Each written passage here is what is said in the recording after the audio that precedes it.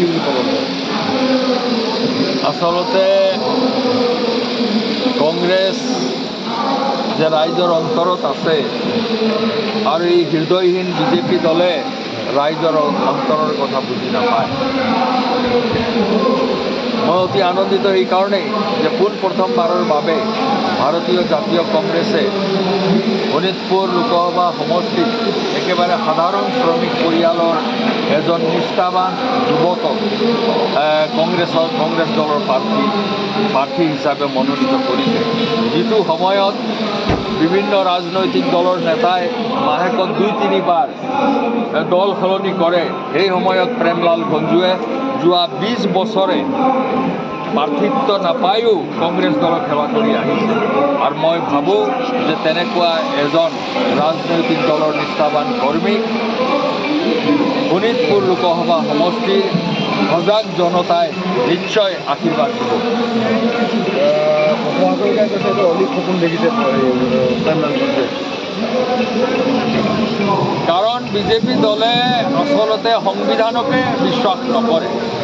BJP দলৰ আদৰ্শত বিশ্বাস কৰা মানুহবোৰে স্বাধীনতা আন্দোলনত যেতিয়া কনকলতা বৰুৱা, ভোগেশ্বৰী ফুকননী, মুকুন্দ কাকতি, ভগীৰাম মেছ ব্ৰিটিছৰ গুলি বুকুত লৈ আত্মবলিদান দিছিলে, যেতিয়া হাজাৰ হাজাৰ লোক বিজয় ভাগৱতী, কামাখ্যা ত্ৰিপাঠী, বিশ্বদেৱ শৰ্মাকে আদি কৰি অমীয় কুমাৰ দাস যেতিয়া ব্ৰিটিছৰ জেল যাতনা ভুগিছিলে, সেই সময়ত সেই আদৰ্শত বিশ্বাস কৰা মানুহসকলে ব্ৰিটিছসকলক তেওঁলোকে সহযোগ কৰিছিলে, সহায় কৰিছিলে।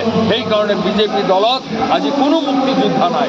তেওঁলোকে এই মুক্তিযোদ্ধাৰ আন্দোলন, দেশ স্বাধীনতাৰ আন্দোলন, দেশৰ কাৰণে আত্মবলিদানৰ আন্দোলনৰ কথা বিজেপি দলে নুবুজাটোৱেই স্বাভাৱিক কথা। কিমান আশাবাদী শোণিতপুৰ জিলাৰ? আমি আশাবাদী, কাৰণ আমাৰ এইটো কোনো ব্যক্তিগত যুদ্ধ নহয়, এইটো আদৰ্শগত যুদ্ধ। আজি আমি কংগ্ৰেছ দলে আদৰ্শৰ ভাৱে ভাৰতবৰ্ষৰ সংবিধান, ভাৰতবৰ্ষৰ ধৰ্ম নিৰপেক্ষতা আৰু ভাৰতবৰ্ষ ধৰ্ম নিৰপেক্ষতা আৰু খাটি খোৱা মেহনতি জনতা, মজদুৰ আৰু খেতিয়কৰ মাত মাতিবলৈ আজি ভাৰতীয় জাতীয় কংগ্ৰেছে আহিছে। এই বিজেপি দলে কংগ্ৰেছে প্ৰতিষ্ঠা কৰা ৰাজহুৱা অনুষ্ঠানবোৰ যি ধৰণে ব্যক্তিগত মালিকসকলক বিক্ৰী কৰি তাত আমাৰ অনুসূচিত জাতি আৰু জনজাতিৰ ল'ৰা ছোৱালীৰ চাকৰিৰ সুবিধা পৰা বঞ্চিত কৰিছে। আৰু বিজেপি দল হৈছে এটা প্ৰতিশ্ৰুতি ভংগ কৰা দল। 15 লাখ টকাৰ প্ৰতিশ্ৰুতি তেওঁলোকে দিছিলে।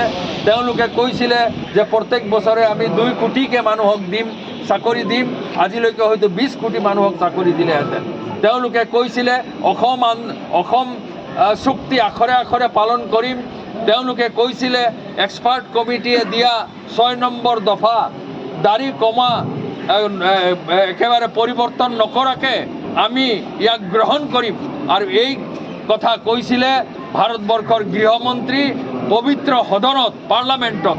কিন্তু আজি অতি দুখৰ কথা, তেওঁলোকে চৰমভাৱে অসমৰ ৰাইজক অপমানিত কৰি এই এক্সপাৰ্ট কমিটিৰ ৰিপৰ্ট, 6 দফীয়া ৰিপৰ্ট দিছপুৰত আছে নে দিল্লীত আছে কোনেও গম নাপায়।